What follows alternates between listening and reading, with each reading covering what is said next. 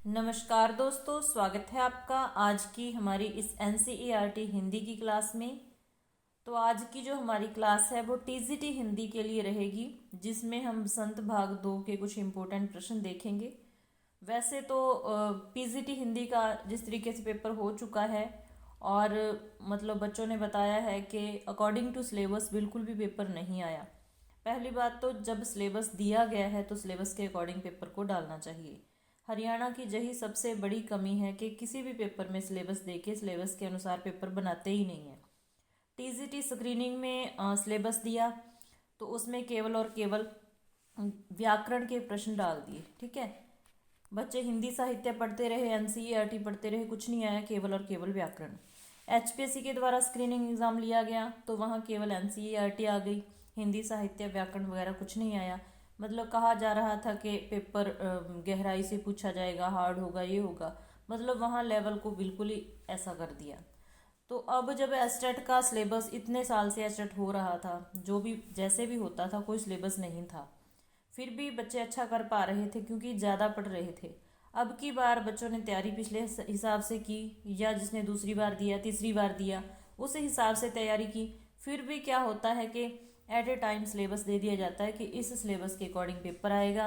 अब हिंदी व्याकरण और इंग्लिश ग्रामर नहीं आएगी, ठीक है, और पेडागोजी आएगी। तो हुआ क्या है, वही पुराने हिसाब से पेपर आया है, एक बड़ा ही छलावा किया है।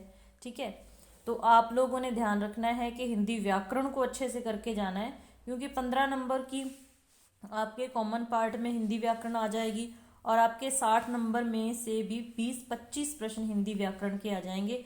तो हिंदी व्याकरण को अच्छे से करके जाना है। तकरीबन मान के चलिए कि 35 से 40 नंबर की आपको हिंदी व्याकरण देखने को मिल सकती है, अगर हम कॉमन पार्ट की बात करें साथ में मिला के। ठीक है, तो हिंदी व्याकरण को बहुत अच्छे से करके जाना है। और मतलब जो भी शब्दकोश वाला भाग है, मैंने शॉर्ट वीडियो में भी बहुत इंपॉर्टेंट चीज़ें करवा रखी हैं, उनको देख जाना।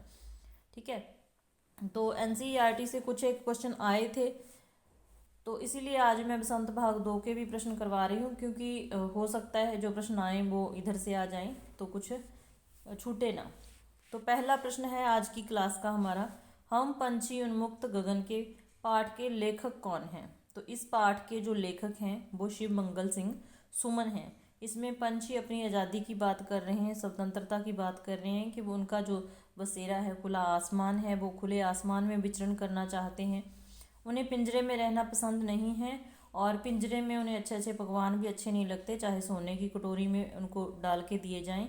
उन्हें तो नीम की जो कड़वी निवोरी होती है ना, वो ही अच्छी लगती है, नीम का फल। ठीक है, तो इस तरीके से ये जो पाठ है शिव मंगल सिंह सुमन का है। और बसंत भाग 2 में बाल कृष्ण शर्मा नवीन की कविता है विप्लव गायन। ठीक है, अयोध्या सिंह उपाध्याय हरिऔध की कविता है तिनका। शिव प्रसाद सिंह की कहानी है दादी माँ।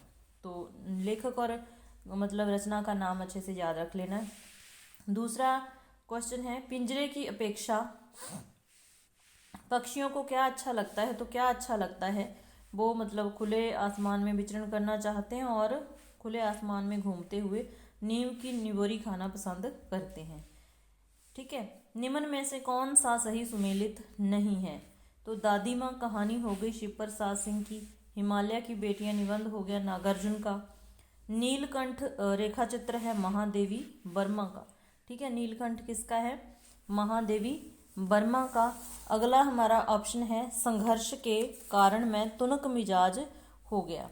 संघर्ष के कारण मैं तुनक मिजाज हो गया, तो ये रचना किसकी है, ये एक साक्षात्कार है। ठीक है, तो ये है किसका, संघर्ष के कारण मैं तुनक मिजाज हो गया, धनराज। साक्षात्कार है टी पद्मनाभन। तो ये क्या सुमेलित है कि नहीं है। तो ये जो चौथा ऑप्शन है ये सुमेलित नहीं है, क्योंकि ये टी पद्मनाभन का नहीं है, ये विनीता पांडे का है। याद रखना है किसका है, ये विनीता पांडे की रचना है ये। ठीक है, और टी पद्मनाभन की कहानी है कंचा। कंचा कहानी के लेखक हैं ये। ठीक है, इस तरीके से यहाँ यही ऑप्शन सुमेलित नहीं है, तो यहाँ पर आपने ऑप्शन नंबर 4 सही कर लेना है। अगला हमारा प्रश्न है, लेखक की दादी माँ ने किसको पैसे देने से इनकार कर दिया था। तो किसको, रामी की चाची धन्नो, राघव, किशन। तो यहाँ पर जो रामी की चाची है उसी का नाम क्या है? धन्नो। तो सही ऑप्शन कौन सा हो जाएगा? ऑप्शन 1 और 2। मतलब वही रामी की चाची है और वही धन्नो है, ठीक है। किशन उसका बड़ा भाई है लेखक का। इस तरीके से आपको ऐसा प्रश्न देखने को मिले तो आप कर सकते हैं, ठीक है।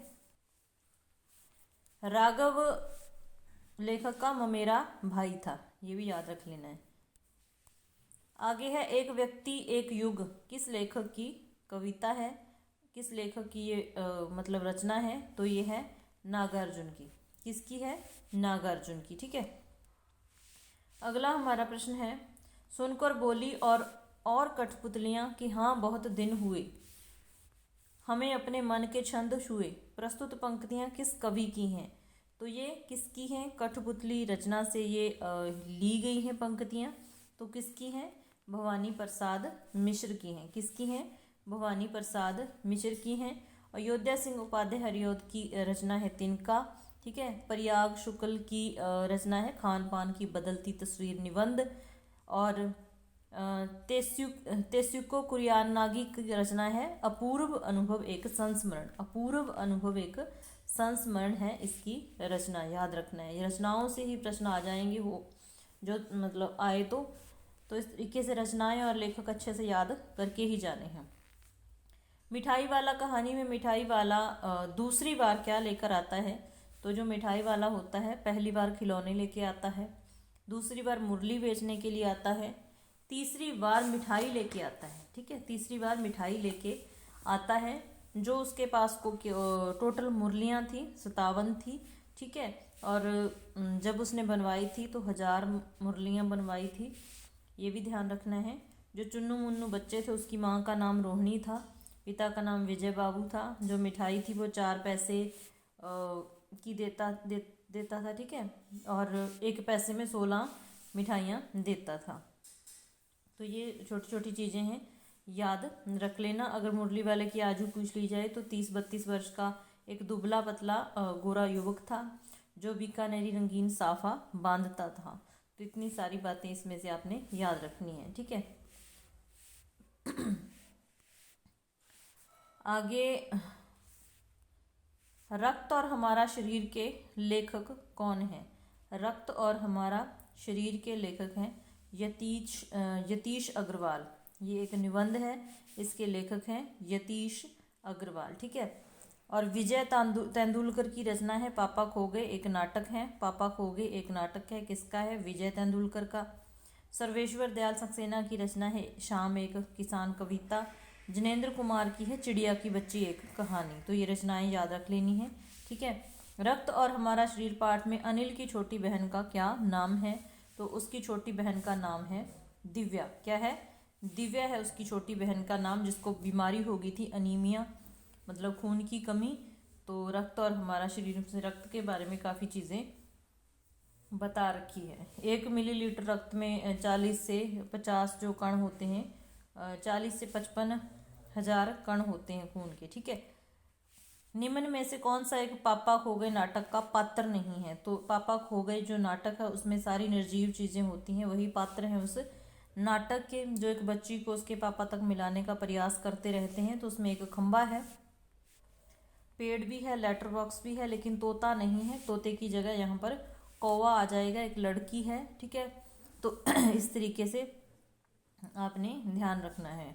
क्लास थोड़ी सी भी हेल्पफुल लगे तो एक बार लाइक ज़रूर कर देना। हम अपनी पूरी कोशिश कर रहे हैं कि मतलब हमें सिलेबस में जो चीज़ दे रखी उसी के हिसाब से पढ़ रहे हैं। पता नहीं फिर भी पेपर वाले क्या कर देते हैं। और हरियाणा में तो बहुत ही मतलब क्या कह सकते हैं। आगे है काठ की घंटियाँ किसकी रचना है? तो काठ की घंटियाँ सर्वेश्वर दयाल सक्सेना की रचना है, ठीक है। आगे, प्लाश का जंगल लाल फूल खिलने से किस प्रकार दहक रहा था? शाम एक किसान, ये कविता से ही है। तो एक अंगीठी की भांति दहक रहा था क्योंकि प्लाश के जो फूल लाल होते हैं, ठीक है। माधव दास ने चिड़िया के लिए किस चीज़ का घर बनाया था? तो माधव दास ने चिड़िया के लिए घर बनाया था सोने का, और उसकी कोठी थी संगमरमर पत्थर की।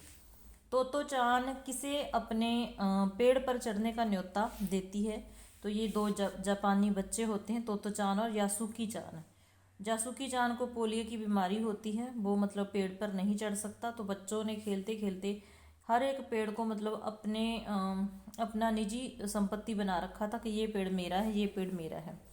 जो यासुकी चान था वो चढ़ नहीं सकता था, तो तोतो चान ने एक दिन उसे अपने पेड़ पर चढ़ाया। चौकीदार के छप्पर से वो एक तिपाही सीढ़ी लेके आई, उसकी सहायता से उसे पेड़ पर चढ़ाया, तो वो पेड़ पर चढ़कर बहुत खुश हुआ। ठीक है, आगे है कंचा कहानी में मास्टर जी कक्षा में कौन सा पाठ पढ़ा रहे थे? तो रेलगाड़ी पाठ पढ़ा रहे थे। कौन सा? रेलगाड़ी पाठ पढ़ा रहे थे। उस समय कवि कहाँ खड़ा था जब उसकी आंख में तिनका पड़ा? तो जो तिनका कविता उसमें बताया गया है किस तरीके से एक छोटा सा तिनका भी बड़े से बड़े घमंडी का घमंड तोड़ सकता है। तो किसी को घमंड नहीं करना चाहिए। इसी तरीके से जो लेखक था अपनी छत की मुंडेर पर खड़ा हुआ था, एक तिनका आके उनकी आंख में चला जाता है, उसे मतलब विचलित कर देता है। वो कविता हम पढ़ चुके हैं पूरी। तो इस तरीके से कहाँ खड़ा था? छत की मुंडेर पर। खान पान की बदलती तस्वीर के अनुसार उत्तर भारत की कौन सी संस्कृति सब जगह फैल चुकी है? तो ढाबा संस्कृति सब जगह फैल चुकी है। अगला है हमारा प्रश्न, नीलकंठ की मृत्यु का क्या कारण बना? तो नीलकंठ और राधा मोरनी और मोर थे, उनका नाम मतलब नीलकंठ और राधा रखा था लेखिका ने। लेकिन होता क्या है कि एक लंगड़ी मोरनी और आ जाती है जिसका नाम था कुब्जा। ठीक है, यहाँ पर ऑप्शन में जो आंसर है वो नहीं डाल पाई मैं, मतलब गलती से हो गया। तो उसका नाम था कुब्जा। वो नीलकंठ और राधा को पास नहीं रहने देती, वो राधा को मारती रहती है। तो इस तरीके से जो नीलकंठ है दुखी रहने लग जाता है, तो अंत में उसकी मृत्यु हो जाती है। तो कारण कौन बनती है? कुब्जा। ठीक है, कुब्जा के कारण नीलकंठ की मृत्यु हो जाती है। वीर कुंवर सिंह पाठ कैसे लेखकों की देन है? तो ये विभागीय लेखकों की देन है। वीर कुंवर सिंह किसकी कैसे लेखकों की देन है? तो ये विभागीय लेखकों की देन है। ठीक है, अगला हमारा प्रश्न है, वीर कुंवर सिंह को गोली किसने मारी थी? तो डगलस ने गोली मार दी थी वीर कुंवर सिंह को। ठीक है, धनराज पिल्ले मुंबई के किस कॉम्प्लेक्स में रहते थे? तो हीरानंद पवई कॉम्प्लेक्स में वो रहते थे, जो हॉकी के प्लेयर थे, हॉकी के मतलब खिलाड़ी थे। ठीक है, तो ये थे हमारे आज के कुछ महत्वपूर्ण प्रश्न। क्योंकि हमने बसंत भाग 1 पढ़ ली, 3 भी पढ़ ली थी, जो मेन कविताएं थी वो भी हमने बसंत भाग 2 से कर ली थी, रचनाओं के बारे में पढ़ लिया था, बहुत सारे क्वेश्चन उसके हिसाब से। ठीक है, लेकिन ये था कि बसंत भाग 2 के कई क्वेश्चन छूट रहे थे, तो ऐसा पता नहीं कि पेपर में कहाँ से कुछ आ जाए। तो इसीलिए मैंने आज की जो क्लास थी वो बनाई, ताकि जो क्वेश्चन छूट रहे हैं उनको कर लें, या फिर जो पार्ट हैं उनके साथ थोड़ी थोड़ी आपकी जो जान पहचान है हो जाए, तो इस तरीके से आप आंसर पर पहुंच पाएँ। क्लास अच्छी लगे तो लाइक कर देना, चैनल पर नए हो तो चैनल को सब्सक्राइब जरूर कर लेना। मिलते हैं फिर ऐसे ही नेक्स्ट क्लास में। क्लास देखने के लिए धन्यवाद।